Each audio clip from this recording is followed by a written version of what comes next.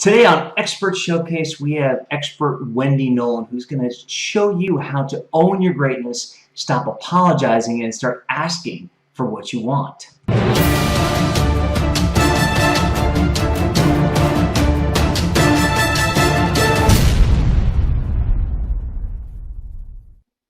All right, let's just jump right into it today. Wendy, why don't you tell us about your story? Give us your hero's journey. You got it. Actually, I've been telling the story for a long time, and it really, I never thought of it as a hero's journey, but I guess you could definitely spin it that way. So you can't see the gray hair, but I promise it's there. I worked in two different professions. Really, I had two careers, in a long amount of time. So that's kind of unusual for, I'm a Gen Xer. I spent 8 years in the airline industry, and then I was 10 years in luxury retail sales and management. And so that's 18 years, right? That was half of my life. And for me, what happened was at the end of 10 years in retail, I don't know if anybody's ever worked in retail, but it's brutal. So it was nights and weekends and holidays. And I made great money, but I also was, I lost a lot along the way. I lost, valuable relationship, marriage crumbled, and frankly, I kind of lost my identity. So in 2008, nothing really extraordinary happened. Nothing like, the economy tanked or anything like that. But, that was just a minor blip on the world screen, right? But in addition to this, I also quit my job and had nothing else lined up. Brilliant move, right? Complete, just an awesome decision to make. But I quit because I was about to go postal. I mean, I was so unhappy. I was, physically, I was suffering. My stress level was through the roof, and, a lot of pain issues and stress issues. So quit my job and, sigh of relief. Sure, that was great, but oh yeah, by the way, the bills just don't magically disappear just because your income goes away.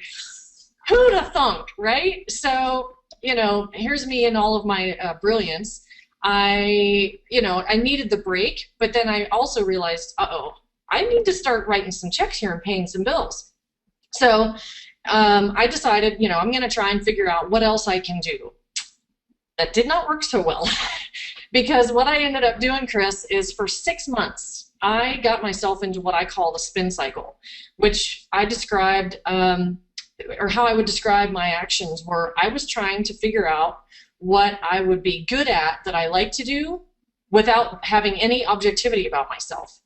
But what I did know is I knew what I didn't want to do, and I knew what I didn't like doing anymore. But that didn't really help me narrow down the myriad of choices that were available to me in a new career path. So I still found myself very frustrated, and I found that I ended up doing the same things over and over, expecting a different result each time, which, is the definition of insanity. Yes, that was me. That was me. So, and my husband at the time, he's like, when are you going to start helping out with the bills, right? So things were not good in my life in 2008. So I'm very stressed out. My stress level was bad while I was working. It was even worse now, right? Brilliant move on my part.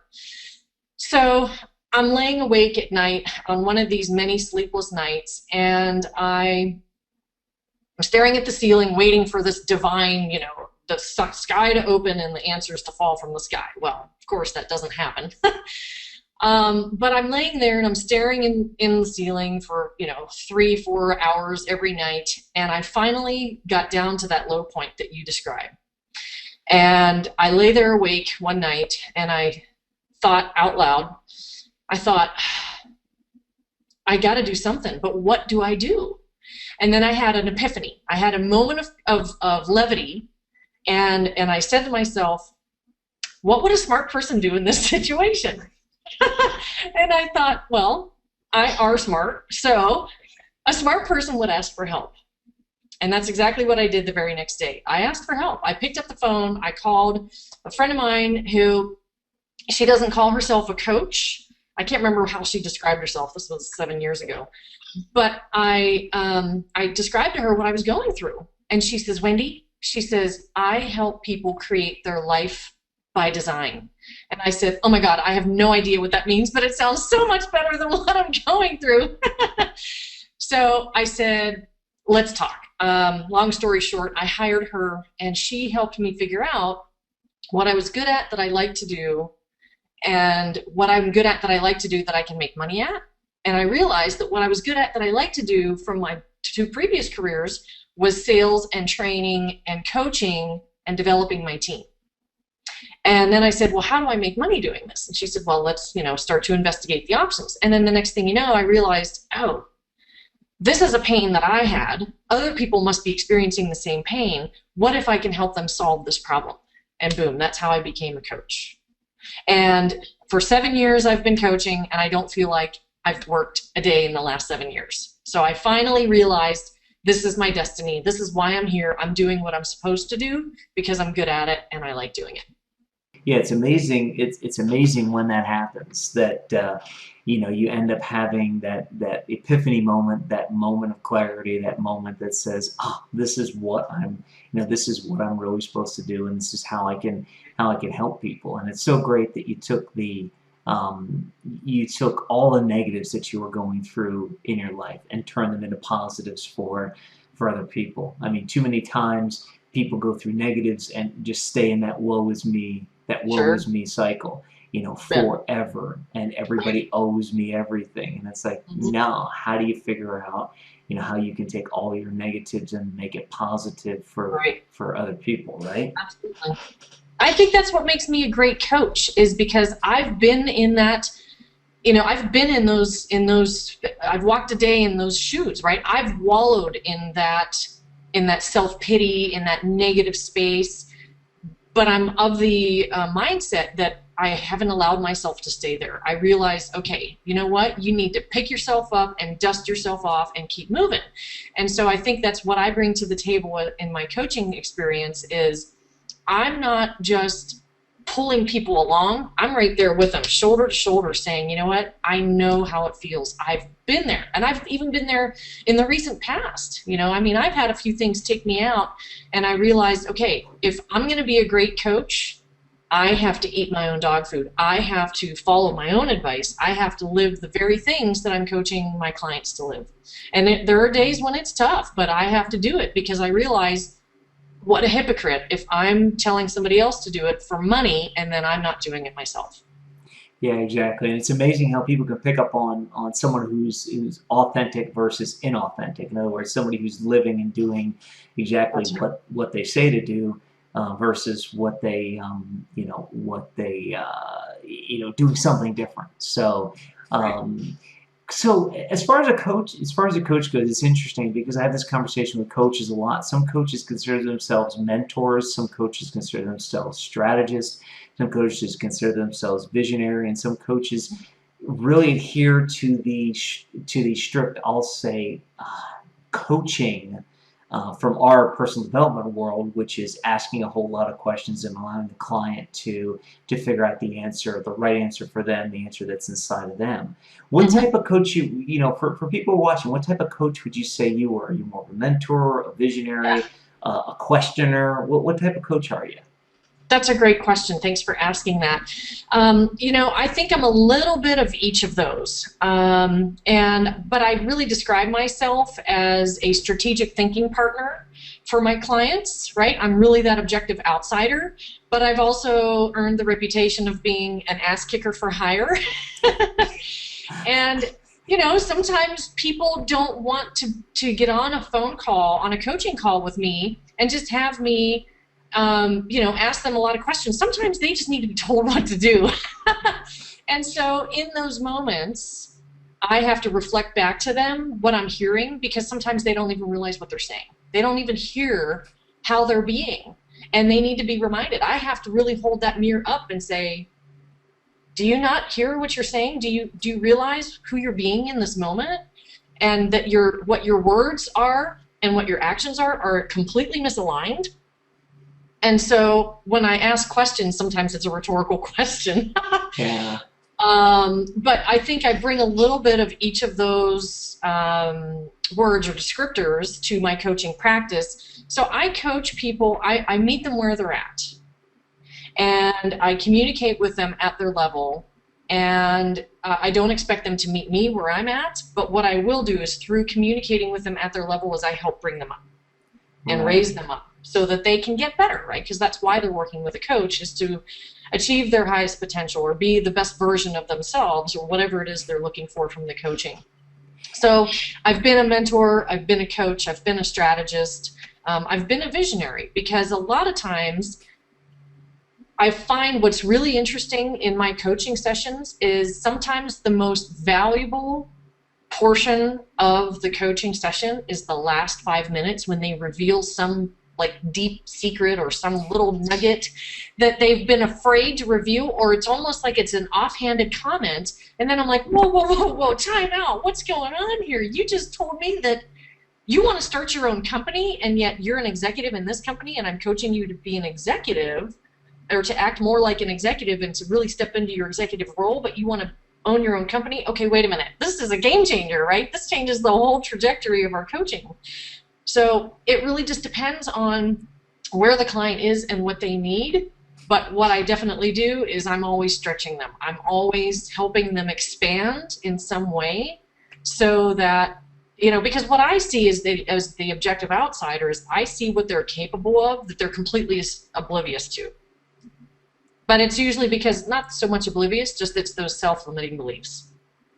Yeah, exactly, and it's interesting. I think that's a great statement to kind of wrap up the hero's journey piece of our show today, because it leads right into what the next segment's going to be about owning their greatness. So we're going to take a very quick break. When we come back, we're going to talk to Wendy about her one of the topics she's very passionate about, which is owning your greatness. Stop apologizing for asking what you want. So stick with us, and we'll be right back. And we're back with our Experts Focus piece of today's show on Expert Showcase. And today we're talking with Wendy Nolin, and now we're going to dig deep into, or at least as deep as we can in 10 to 12 minutes, owning your greatness and stop apologizing. You know, I should just split those up and say them better. Own your greatness. Stop apologizing and start asking for what you want. You know, maybe like for me, a better tongue to talk with. You know, I'm a public speaker. I can dare talk.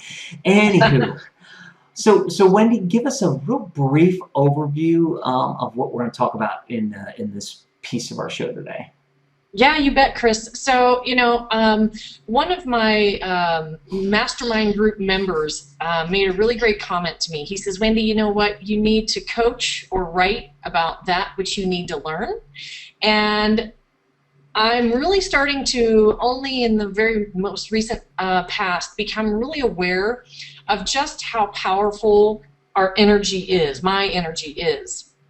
And what I've discovered is that, you know, there's what I call an epidemic of over-humility.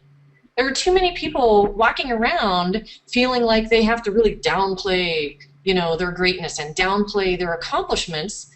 And, you know, the sad part is the reason they're doing that is because other people are offended, or other people want to pull them back down and keep them at their level, right? Because it's intimidating.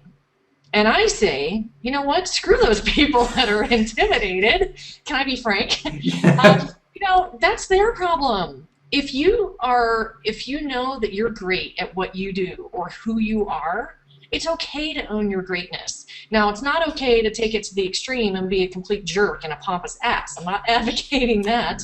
But really, it's, you know, let go of this, oh, I don't want to offend anyone, and I just want to, you know, no, step into and own your greatness. Really realize just how much power you have, and it's okay to use that power and to own it and to stop giving it away, because when you own your greatness, you know what? You attract other great people around you. And that's what we all want, right? I think we want to attract that kind of greatness, but we're too afraid to step into that greatness because of what other people think. Hey, you know what? I'm of the opinion it's none of my business what other people think about me. All that matters is what I think about me and my very dearest, closest friends who also have stepped into and owned their greatness. Yeah, exactly. You know, it's funny, as we were talking in the prep for the show, you know, when I see the topic of owning your greatness, I immediately think of Les Brown, and Yeah. you know, it's something that you know, it's something that, you know, even one of the things that Les talks about, you know, is empowering other people, and you know, you can't really empower other people until you own your own greatness. So, during this piece of our episode, we're going to talk about 3 keys to success. One is awareness, 2 is making a choice, and 3 is having those pattern interrupts so you can make the change. Mhm. So let's get Sure. into it. And the first key to success is all about awareness, about being acutely aware of how often you have self-limiting thoughts or internal dialogue. And those are Wendy's words, not mine. I'm just kind of reading them off the screen. So Wendy, tell us what you mean about becoming acutely aware, and tell us, maybe give us a way to how to become acutely aware. Sure, you bet. So, one of the things that I've learned is, everyone has this power within them. But until we really pay attention to how we're affecting the energy and the situations and the people around us, we don't necessarily know that we have this power. So in, this morning I was writing in a chapter in the book, Own Your Greatness, that I'm hoping will be published this summer. And so what I was writing about this morning is trying to give examples that illustrate this really easy. So, think about yourself, right? If you ever go to a networking event or some sort of a social event, and you notice when somebody walks in the room and you turn your head and you look at them, but it's not because they've done anything or said anything, but for whatever reason, you just notice them. And the reason why is because they have a very powerful energetic field around them, right? We all have this. The nice thing about that person is they're aware of their energy. They're aware of the power that they own. So they're not flamboyant and boisterous and loud and breaking stuff or people with their energy. They're not a bull in the china shop. They're very graceful and they're very confident and poised. They've stepped into and owned their greatness, but yet they can still have that effect on a room of people. So think about yourself, right? When you, let's say you get on a conference call at work, and you get on the conference call and you notice when other people dial in on the conference call and you all start to engage in this call, that somebody with a really high level of energy that's really positive and upbeat, they have an impact on the people on the call, right? But then when somebody else starts to engage in the call and they have a really bad or a negative attitude, guess what that does, right? That permeates the energy of the group. And so if you just become aware of how other people's energy affects you, then you can begin to realize how much energy you have and how your energy is affecting others, right? So first, it's usually easier to look at other people first to notice how they're influencing the situation or the people around them in order for you to become aware of how you have the same power.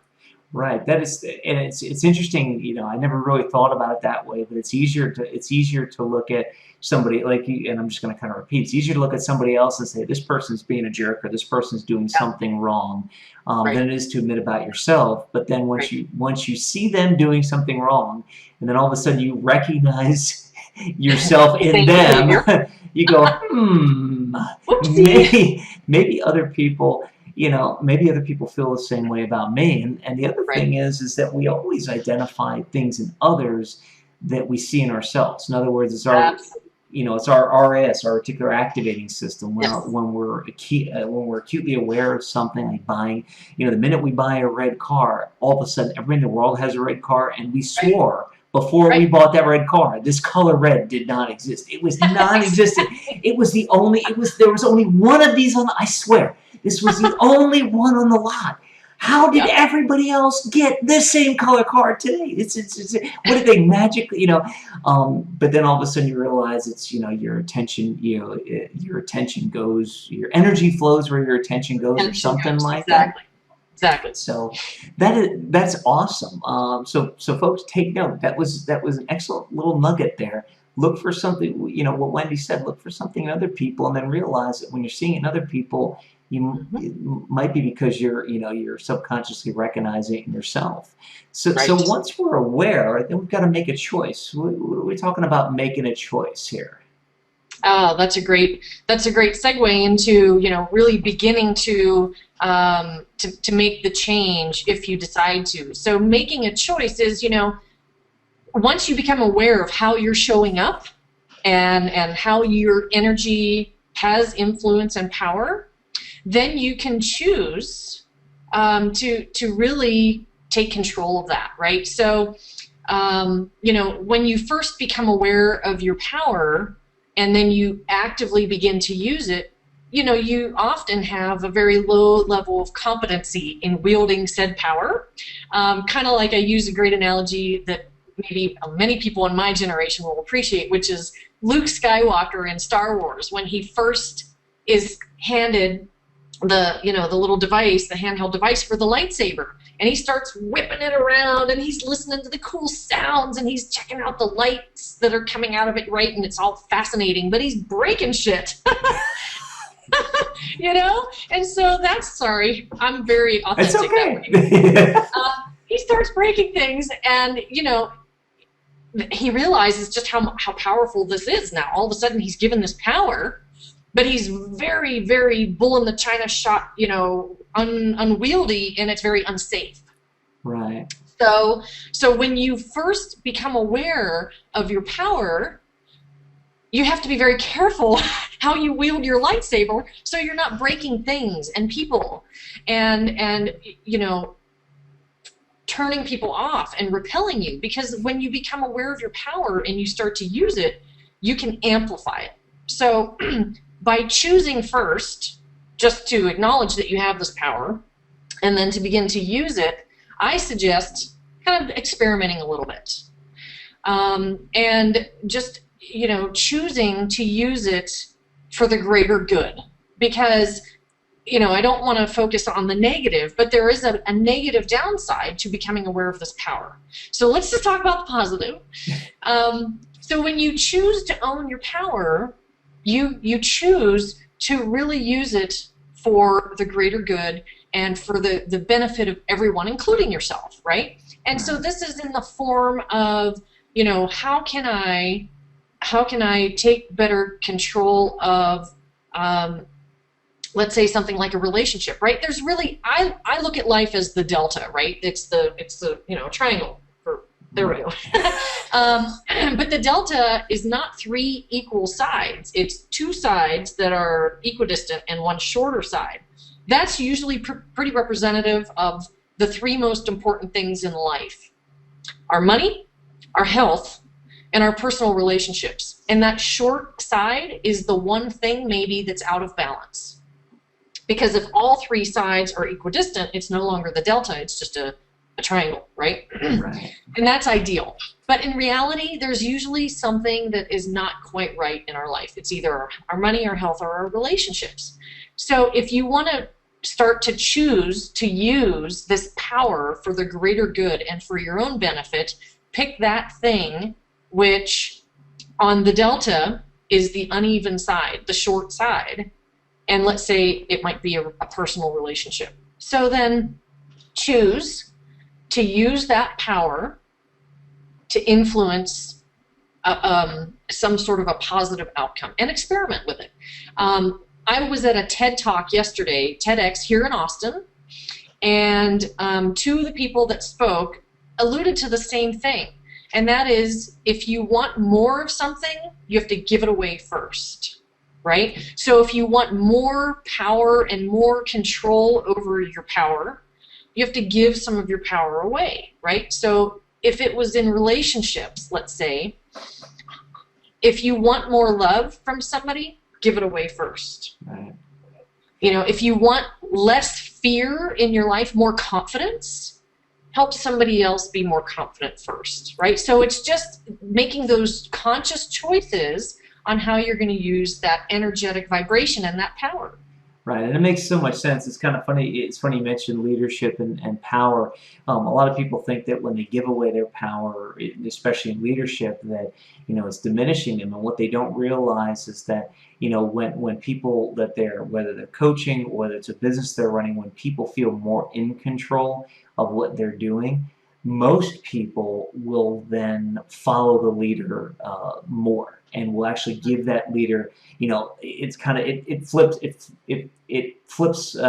kind of flip-flops, so to speak. In other words, it might seem counterintuitive, and here's the thing of it: if you give away the power and somebody takes advantage of it, then you have an employee that is probably not right for your business, unless you really wanted that employee to take advantage of it. So it's kind of it's a way of you give control to get control. So I completely understand what you're saying there. So we've talked about awareness and making a choice. To have all these things happen, one of the things you talk about is pattern interrupts. So like interrupting negative and self-limiting thought patterns and replacing them with more effective language. Why don't we dig into that a little bit? Tell us a little bit about pattern interrupts. Sure, you bet. So of course this is Tony Robbins, of course, and Richard Bandler from NLP fame. And the pattern is we exist in a trance most of the time. Our life has become very routine and very rote. Thank you.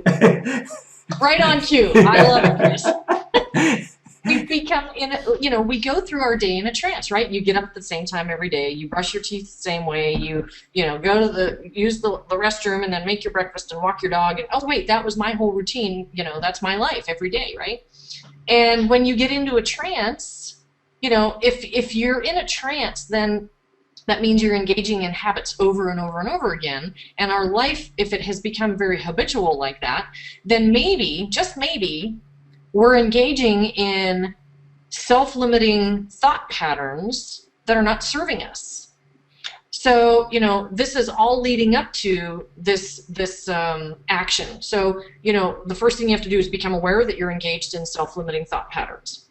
And then you have to choose to, decide, right? Decide means to eliminate all other possibilities, right? So decide means choose to not do that anymore and to really step into and own your greatness. So then in order to act on that, you have to replace those habits and those thought patterns with new thought patterns that are more beneficial and that serve you instead of take you out, basically. So you have to replace those thought patterns. Something that I heard recently was you have to either change your perception or change your procedure, right? So if you think it's a bunch of bad things that are happening to you, then you either need to reframe your perception of what's happening, or you need to change your procedure, right? You have to do something different. So that is the choice of acting differently or reacting differently to what's happening in the world around you.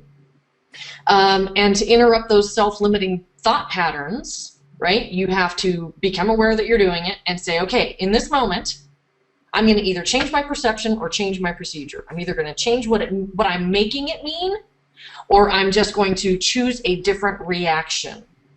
Exactly, and it's interesting because what most people don't realize, and I'm sure you do, but habits are formed as a self-preservation mechanism. In other words, if we had to think about breathing, if we had to think about everything we do habitually, we would never be able to get anything done during a day because our brain would be kind of used up. So over time, evolution has taught us how to make things habitual. And the problem is that when you get into bad habits and you don't realize them, and you don't realize that there's something better, then you'll never change. It's kind of like, the interesting thing is there's a similar thing with ants and with animals. In other words, ants will go out, they'll find food, and they'll lay a trail of stuff back to let other ants know where the food is. Well, the unfortunate part is if you kill those ants, the unfortunate part for the ants, that is, if you kill them and put the traps there, they never kind of cover up that path and tell other ants not to come back. They still keep coming, and it's unfortunate for you because you still get ants in the house, but it's unfortunate for the ants too because they go into the trap and die. So you don't want to be an ant. You might want to be Right. you might want to be The an moral of the uncle. story. You might want to be an uncle or a cousin, but no, I mean, you might want to be an aunt, but but the whole point and this is what I believe you're saying, is that when you get bad habits and habits that don't serve you, you need to have a way to have a pattern interrupt so you can understand that you're in a habit and then make a choice. You know, do you want to change your perception or change your procedure about that particular habit, or do you want to do nothing? And the interesting part is, even the choice of doing nothing, at least it gives you control, and then it Right. starts you down a path of, you know, getting out of the woe is me. Because that's the other thing that I think habits sometimes lead you to, is the whole woe is me. And it's like, Sure. once you have to start making those choices, you get a lot less leeway to say woe is me, and you have to actually confront things, right? Yeah, right, right. So a lot of what patterns, those thought patterns, those self-limiting beliefs, they're decision-making models that people are engaged in without even realizing they're decision-making models. And it's kind of like my example from the hero's journey. I was engaged in a decision-making model that I kept engaging in the same decisions, expecting a different result. And because that decision-making model was flawed, I wasn't getting the results that I wanted. So it's just becoming aware and saying, okay, well, if I keep doing this and I'm not getting the desired result, I need to do something different. And that's, you know, and that's that aha moment that, you know, everybody, you know, kind of needs, I'll say needs to have, right? I mean, it's something that, I mean, there is an old story about a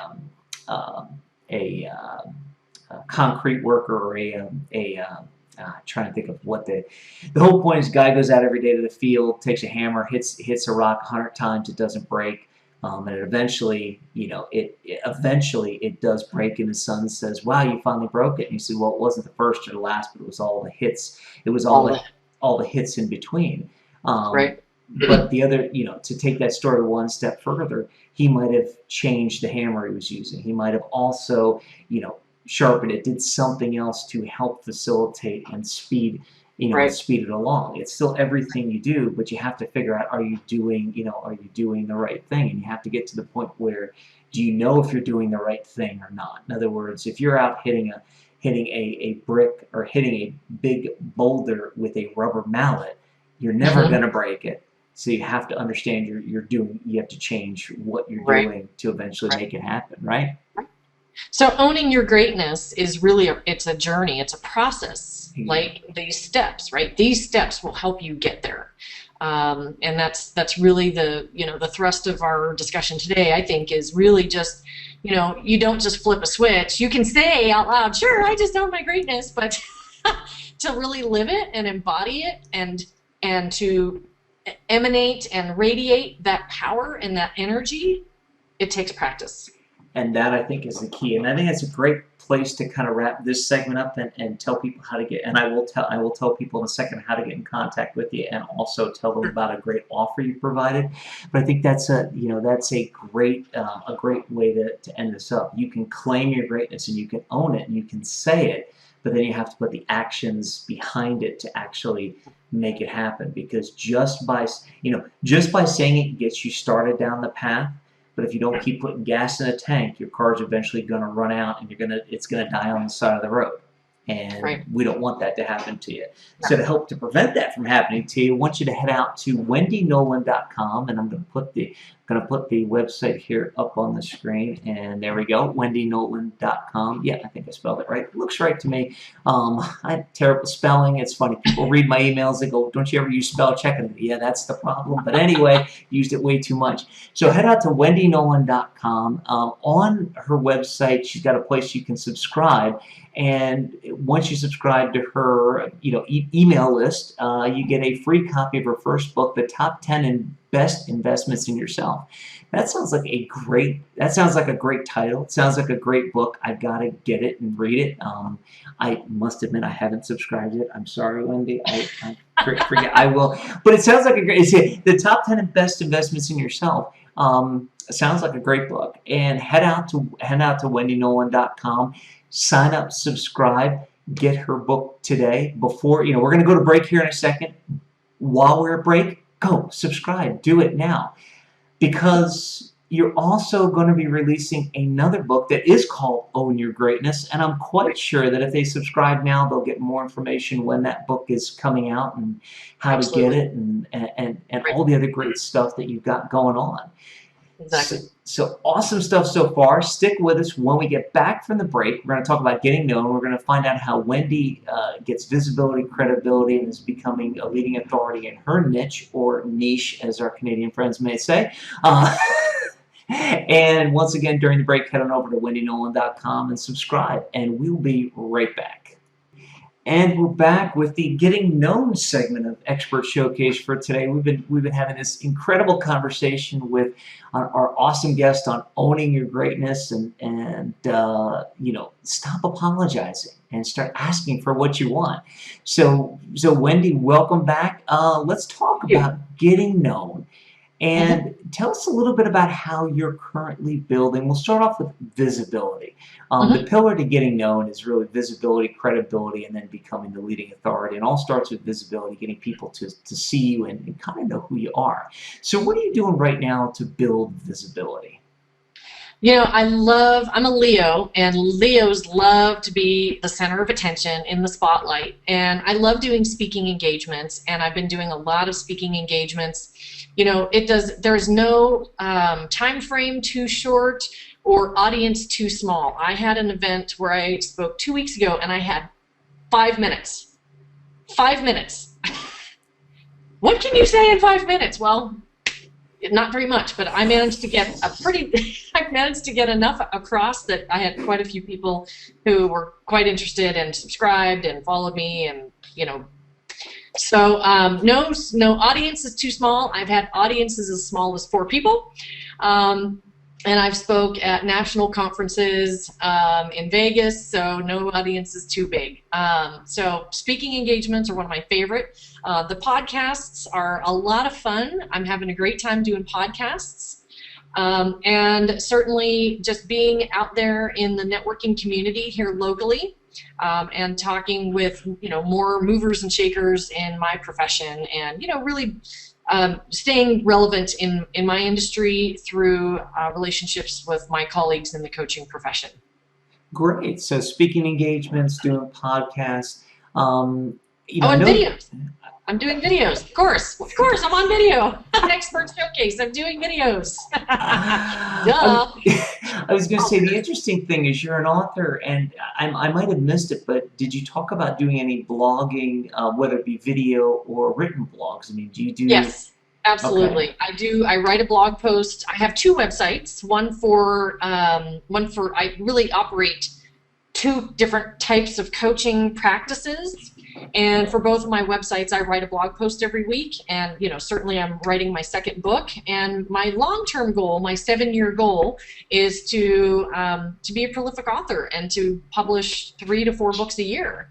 And so I'm already on book 2 this year, and I already have a 3rd one lined up. My 3rd project, I already know what I'm going to write about. So that's my long-term strategy. So yes, I'm writing a lot. I'm writing anywhere from 2,000 to 3,000 words a week on my book, and about 2,000 words a week on my blog posts. So that's a lot of writing. Yeah. And then I publish a video for each of my websites as well. So 2 separate YouTube channels, 2 separate websites. So yeah, I sound busy, don't I? Busy is a 4-letter word. I sound very productive. Well, but the whole point is you're down the path of building a successful business and helping others, have a successful life and a successful business. And let's face it, it's a noisy world out there. So you have to do multiple things to become visible to your ideal clients. So let's talk about credibility a little bit. I mean, let's face it, we're both in the personal growth and personal development industry, and let's make no bones about it. There are a lot of charlatans in our industry, and it's sometimes tough to build that credibility and demonstrate and separate yourself. At least I'll say at the beginning, or when it's, oh, you're just another. I remember when I first started, it was, oh, you're another motivational speaker. It's like, no, I'm an inspirational speaker. Oh, you're a motivational speaker. And it's like, okay. I just come see me and we'll figure out, then you can figure out what I am. But Right. so how are you building credibility and setting yourself apart as the person who's got the answers, not just Mhm. somebody else who's a snake oil salesman out there? Great question. And, so I want to comment on two things. One, I get, how you get, oh, you're a motivational speaker. I get, oh, you're a life coach. And I'm like, no, I'm not a life coach. But that's okay. I've gotten over the whole, so you're a life coach. I'm like, no, but whatever. Just, yeah, coach is the right word. Just focus on coach. The other thing that, when I first started coaching, I remember I was at a party and my worst possible nightmare happened. This is how powerful I am, and I didn't realize it then. I thought to myself, oh God, what if I go somewhere and I tell somebody I want to be a coach and I'm, learning how to be a coach, and they ask me, well, what are your credentials? And somebody asked me that, and I was like deer in the headlights. So I remember this guy said to me, so what makes you qualified to be a coach? I've actually had several people ask me that in my career in 7 years. And what I said then is not what I would say now. I would look at them and say, well, what makes you think I can't be a coach? Right? Yeah, exactly. Come on. I'm all about possibilities. I'm a realistic possibilitarian. So what makes you think I can't be a coach? So how I answered that was, I have been coaching people pretty much for 18 years. I was in management. When you're in management, you're constantly coaching people. And that's all I did for those 18 years was I was constantly coaching and developing my fellow teammates and my employees who were direct reports. But for somebody who's newer, just starting out, to build that credibility, and what I did was at first, I got the certification, I got the credential, and then I started first by, just doing work for free and giving it away at first just so I could get that practicum experience and get, that client experience. And I did that for a while. And of course, I always did it in exchange for testimonials, right? And I made sure that I managed the expectation of the individual and they knew what to expect from a new coach. But I also realized that in order to be a great coach, I needed to have a great coach. So in the beginning, I had a coach, and I still have a coach. So, any good coach, any great coach out there is going to have a coach themselves, number one. In addition, how else, now, as I've been in the coaching profession now for 7 years, so how have I continued to, build that credibility?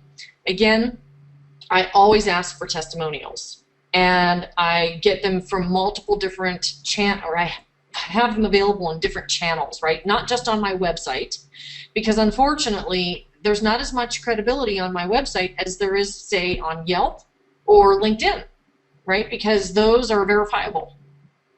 So I make sure that I have testimonials, and I make sure that I have a lot of testimonials, and I make sure that I ask every single client for a testimonial. Another way is I've discovered being an author, right? Because, Chris, what are the first 6 letters in the word authority?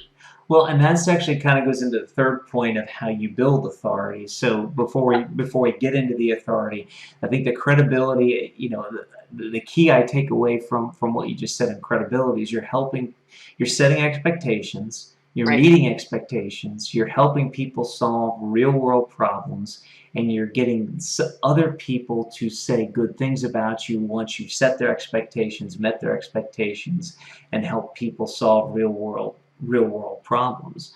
Absolutely. I think too many times in our business, our industry, people think you need to solve a $10 million problem to be looked at as a good coach. And it's like, well, okay, yeah, if you want to be able to coach people who are making 7 or 8 figures or 9 figures, sure, you need to prove you can do that. But as you're building your business, if you set somebody's expectation right and you exceed their expectation, whether it was get a 50-cent raise, whether it was have 2 more free minutes a day, the quantity doesn't matter. It matters that you set the expectation, met the expectation, and you're seen as a credible expert that can make things happen and make changes for people.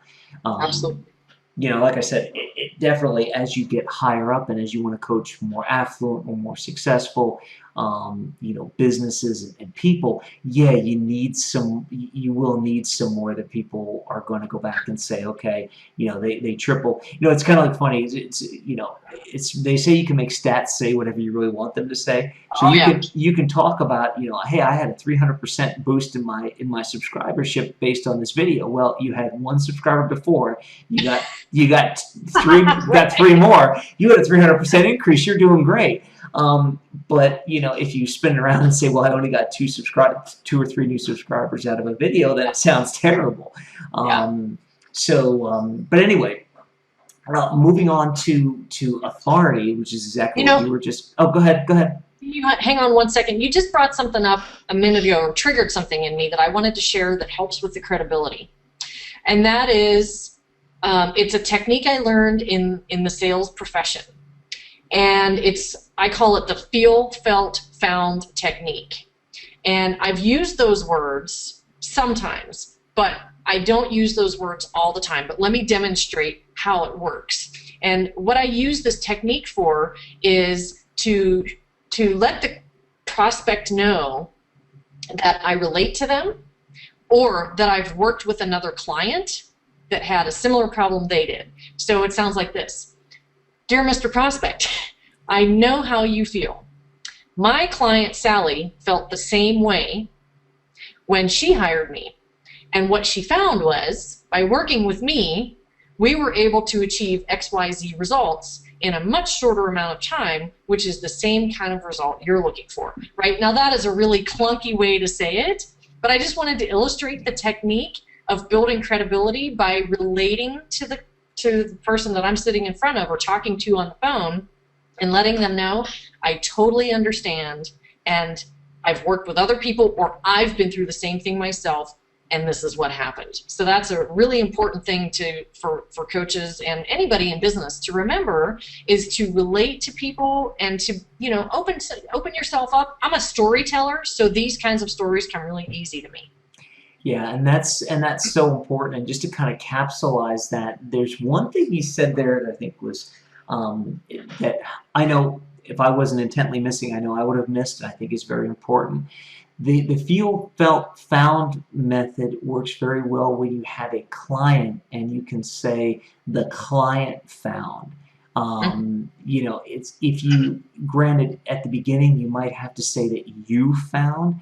But the challenge becomes is that the minute you look at somebody and say, I know how you feel, I went through the same thing, and here's what I did, it turns them off, because you're saying, well, you're almost downplaying what they're going through. Where if you say, look, I know how you feel, I had a client who felt exactly the same way, and this is what they found.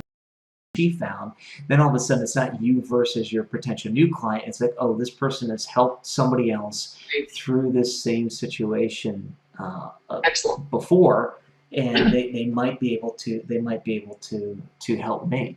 So if you're not getting a lot of new coaching clients and you're trying to use that method, you may want to take a look at the wording you're saying. Not you personally, Wendy. I know you're doing it. I'm just talking to our viewers. You may want to take a look at the wording you're saying and find out, hey, is this, am I using too much of me in this example? Right. And if you are, and your excuse is because you have to, then go out and do some free coaching sessions and make some changes in people's lives. So I'm off my soapbox now. I will step. No, great point, though. You make a great point. Thank you. Let's move on to authority. As you were about to say before, the root of authority is author, which is literally writing the book on it. And so one of the ways, obviously, the way you're doing is you've got one book, you've got a second book coming out, you've got a third book in the pipeline. What else are you doing to set yourself as an authority in people owning their greatness? It's really mostly my writing and the videos.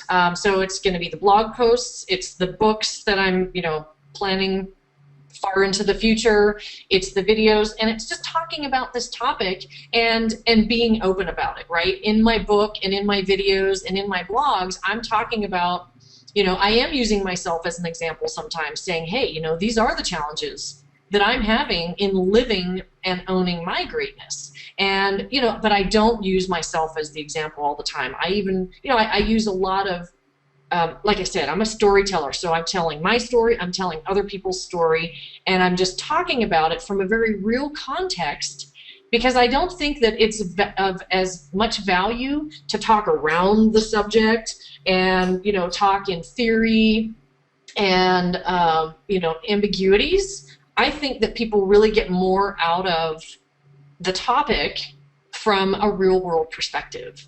So I'm writing the book, I'm recording the videos, I'm writing the blog posts, client story, anonymized, of course, a friend, a former colleague, a current colleague, whatever the case may be, but I'm relating those true stories. And that's what really pulls people into me, is they're like, wow, okay, you know what? She gets it. And she's working with other people who are going through the same thing I'm going through, so she really gets it. Yeah. So that's what I'm doing. It's really around the writing in the videos. Excellent. And I can tell you one thing, when we talk about using stories, in blogs, and especially in blogs and in videos, that's one area where it's perfectly acceptable. In fact, it's encouraged to use stories about yourself, because that's when people get to know you. The challenge becomes is that you don't really want to use a lot of stories, about yourself when you're trying to secure a new client in negotiations. Like when you're talking with somebody, it's like, yeah, I know what you're going through because I did this and this and this, and it just makes people feel like you don't understand where their pain. It's like you said, it's almost like saying but. I heard this a long time ago, where if you say but in a sentence, you pretty much negated what you just said before it.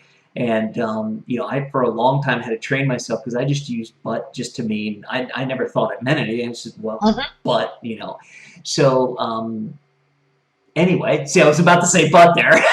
So Touche. Exactly. So it's kind of like, it's kind of like a lot of, well, anyway, I could go down a completely different path there. Back to being an authority and telling stories. So I love the way you're doing it. You're doing it the right way. The fact that, you're telling stories about yourself and your clients, anonymized, of course. I like that. That's kind of always the Jake, not his real name. It's like you have to specify that, because, our luck, we'd work with a client named Jake that would kind of sort of be similar, but wasn't really the person you forgot about. All of a sudden they start yelling at you. But anyway, that all being said, I'm even more looking forward to your second and third book, and ashamed that I haven't got the first one yet. I will just hide my head in shame again. Yeah, exactly. Bad Chris. Hey, I'm going to break out the ass kicking here in a minute. Okay, well, remember, this is casual day, so this is, we're on video, so I can't really, it would be a very nasty sight at this point if we actually did the ass kicking here. So, kind of reminds me of this story. I used to be really heavy. I used to be about 300 pounds, and so I told the story about me riding a bike once, and of course I said, yeah, me in bike shorts at that point, 300. No, it's never good.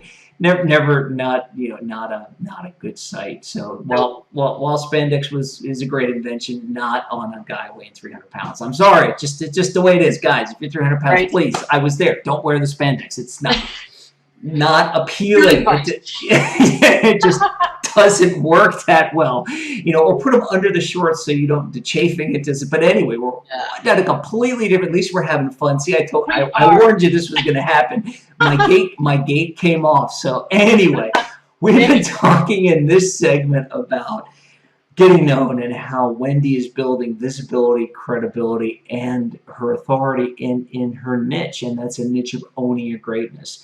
If you're watching this as a standalone episode, we definitely want to go back and catch the middle segment where Wendy talks about owning your greatness and how you can stop apologizing and start asking for what you want. And you also find a way to get in contact with her. That's WendyNolin.com. And we're going to take a quick break right now. And when we come back, we're going to talk about getting found. And we're going to hear what Wendy's doing there at either video or other content marketing to get found and to get found in this noisy world we call the interwebs, or the internet, or whatever fun word you have for it today. So we're going to take a break, and we'll be right back. And we're back with Getting Found here on Expert Showcase. And as you can see, we have our lovely, wonderful, epic, awesome, incredible, super guest today, Wendy Nolin. Yay! Made my day. Is that a tattoo I just saw? Oh yes. Let's see. Can you see it? Awesome. What is that? We're gonna change topics here. Okay, we're totally off topic now. Can you see what it is? It's a lot of backwards, but it's a lot of different things. It looks like kind of what is it supposed to be? So it is a train. That's what I was going to say. I was afraid I was wrong. And it's off the tracks, and the only thing that's colored in is the hearts, and they're broken. So it's an emotional train wreck. Wow, that is the most complex tattoo I think I've ever seen. This is the most complex tattoo we've had on Expert Showcase. Awesome. So I'm going to get the other arm done, and it's going to be, you know, like this is Humpty Dumpty that fell off the wall. This is going to be Humpty Dumpty all put back together. Exactly. Now, before we even get into Getting Found, are you going to get the rest of it colorized, or are you leaving it black? Yes. And just you are going to get what it's going to be is, so this one, you know, it's all broken and it's wrecked and it's, you know, fallen off the tracks. So the new one is going to be beautiful and elegant and flowing and full color, because, you know, this one is a moment in time where, you know, I was falling apart emotionally in a disaster and, you know, broken heart. So this one's going to be, you know, all of those things put back together in harmony and beauty and happiness and joy and love. That's awesome. And you know, the funny part is that this actually all fits into our conversation today about owning your greatness, because if you go back and watch Wendy's hero's journey, or if you watch the piece that we talked about owning your, you know, the piece that she got into owning your greatness, stop apologizing and start asking for what I told you. I remember probably by the end of the show, stop apologizing and start asking for what you want. It all goes into that. I mean, that's part of that journey, and that's part of where Wendy was. So it's, you know, it might have seemed like a quick digression. It might seem like we went off the rails, so to speak, but it actually all fits in. You've got to go back and watch watch the rest of the episode. In this piece, we're going to focus on Getting Found, and Wendy and I are going to talk about what she's doing from a video content marketing standpoint, or from a content marketing standpoint in general. Now, to level set, for those of you who might be new to the content marketing concept, all content marketing is a way for you to create great content and get it out there. When I say content, we're talking blog posts, video posts, other things that from up here, boom, out to the interwebs, and getting you found and getting you recognized. And when you hear marketing, a lot of people think a paid type of thing, and that's the beauty about content marketing, is usually it's free, because you're just creating content to get out there and get people to understand and get people to know, like, and trust you. So we like to focus a lot on the idea of content marketing, and specifically video, but we're going to find out what Wendy does. So now that we've level set and I've babbled on way too long, let's go ahead and get into it. So from a Getting Found standpoint, Wendy, and as I always joke around, you know, forget about the fact that we're on video and that we love video, because I want this to be an honest and granted, since you're a kick-ass coach, I'm guessing we're going to get honesty. So we have had some guests who very nicely kind of given us a softball on video content, but what have you found, or what are you doing right now from a content marketing standpoint? Is it video? Is it blogs? Is it something else? You know, you answered the question already. It's blogs and it's video. And the video, I have a social media manager, somebody who is, you know, she's taking the reins and producing, she's doing the editing on my videos, she's curating content, she's doing the graphic design, because, you know, any smart professional, any business owner knows that you don't do all those things. You do the thing that you're good at, right? So for me, what I'm good at is writing and coaching. So I provide, I have to do the videos, but I don't do the editing, right? I don't want to do the editing.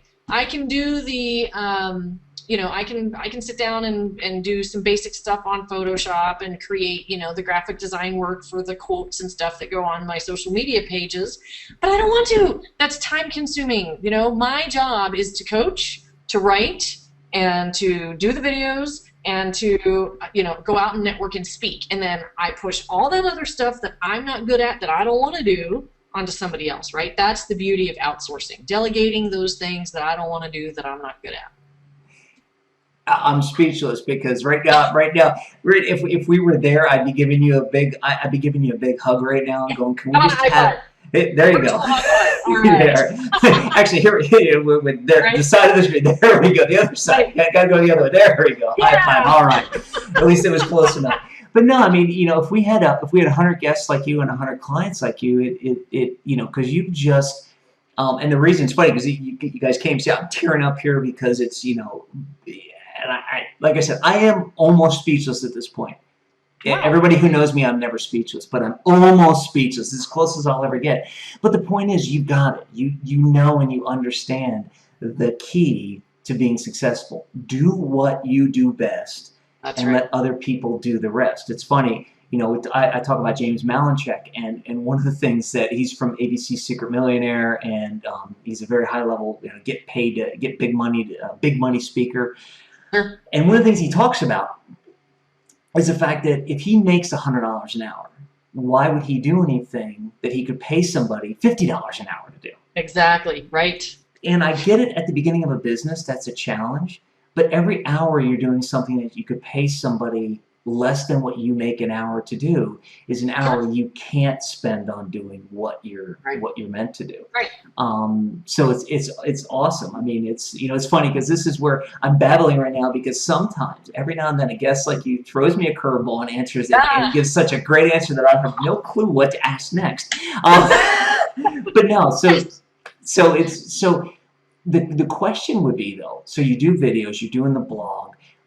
Are you doing any analytics right now? Or sometimes I use these, I use, yes.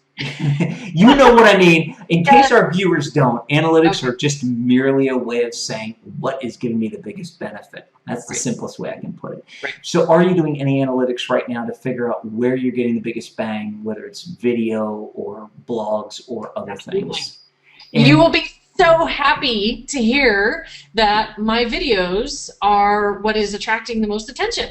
No surprise, right? Because, there's nothing else that you can possibly utilize in the marketing space that can convey a connection better than video, right? Because I can write a blog, and what's funny about me is I talk how I write, and I write how I talk.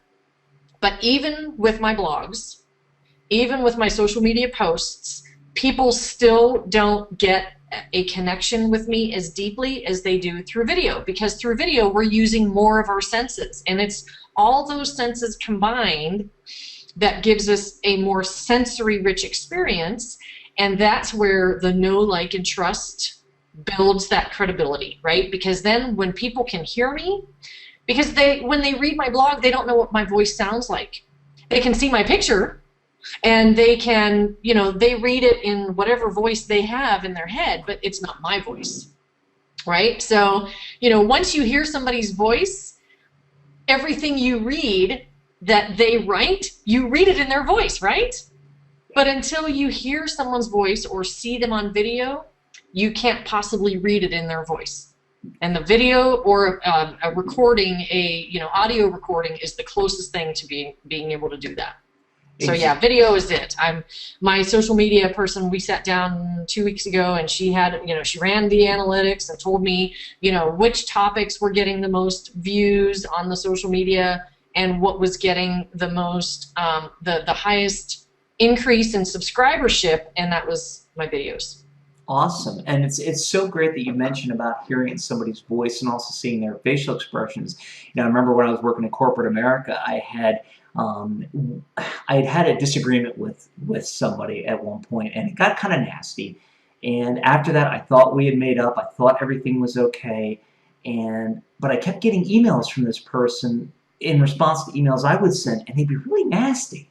Wow. And finally, what I realized was, even when I said something nice, the person hadn't overcome hearing me be nasty with them. So they were reading every email I sent to them, even if it was, how's the weather, to mean, basically, oh, you're telling me we're going to have a hailstorm today. It's like, no, I'm just trying to be nice here. And it took a long time for me to then repair that relationship and say that, and say to that person, and talk. I had to go above and beyond and talk a lot to that person to get them to realize that I wasn't being nasty in everything I said. The reason I bring that story up is because if you don't have videos, if you don't have audio out there, you're leaving it up to your reader to read it in whatever voice they believe and they feel you're saying it in. And right. Sometimes they get it right, sometimes they get it wrong. Absolutely. And you wouldn't want to leave that to chance when it's your business.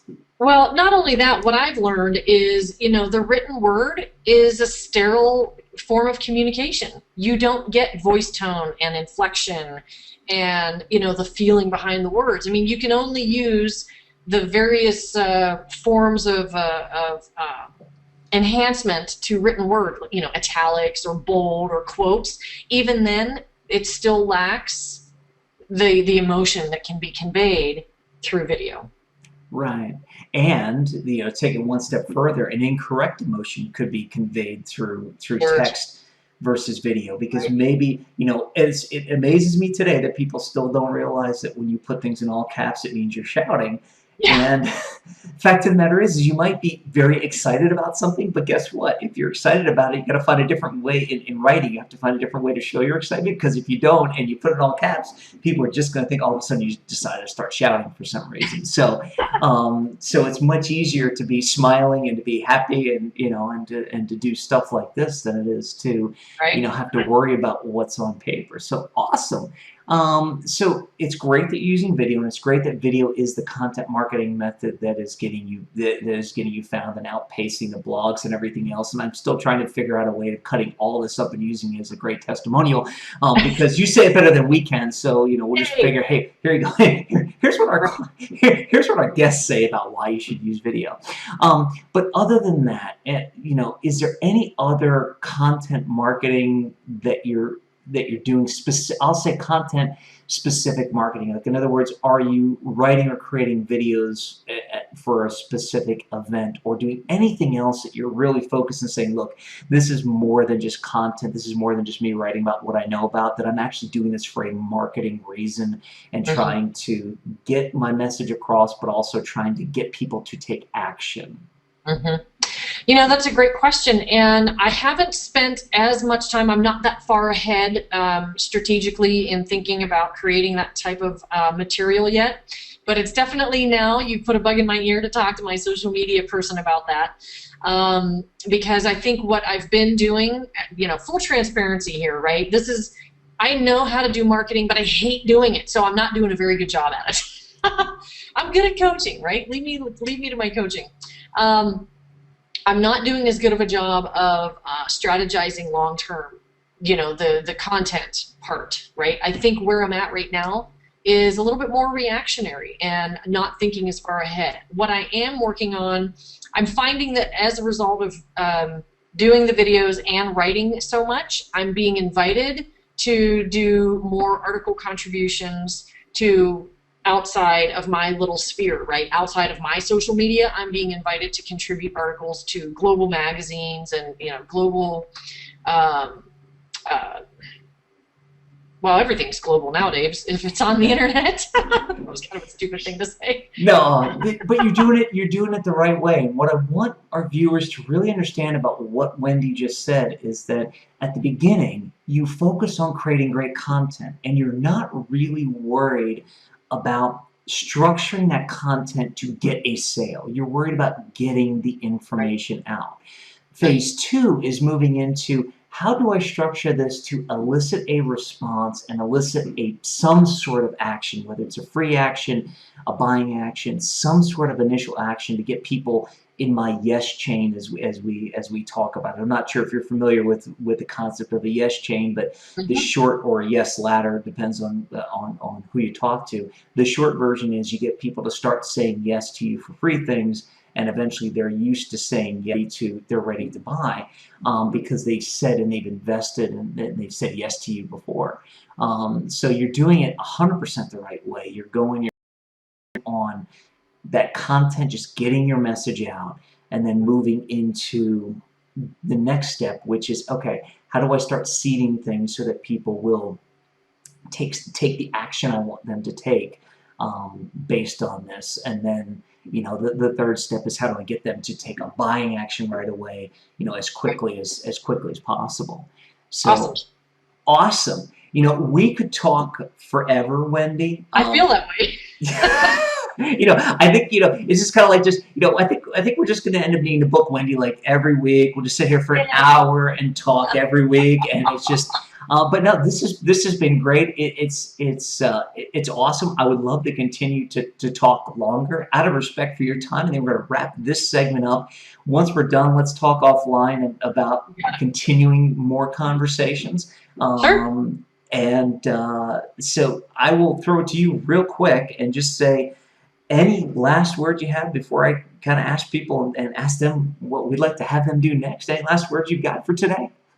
Next, I would love for your podcast listeners to subscribe to my blog on wendynolin.com. And of course, you know, I'm on all the big social media channels. Connect with me on LinkedIn, on Google+, on Twitter, on Pinterest, and Facebook. It's Wendy Nolin worldwide.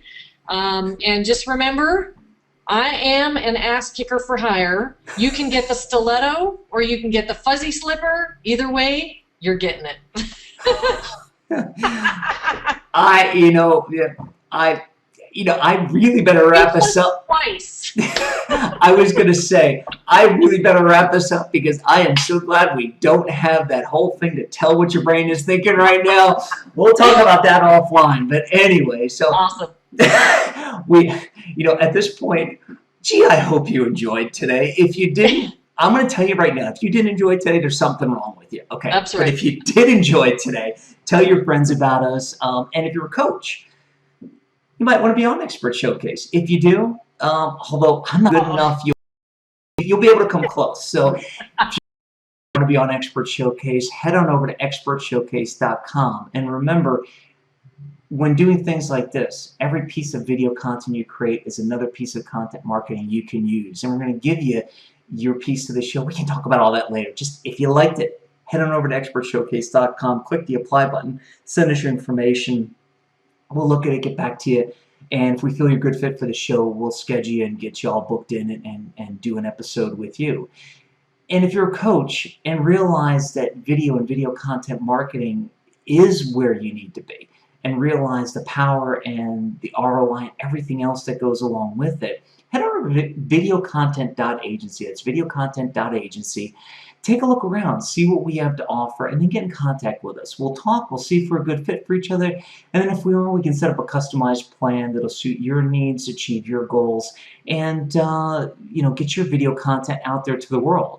So until next time, Wendy, hang on. We got more to talk about, but for now, you guys will just have to imagine what Wendy and I are talking about offline. So until then, make it a great day.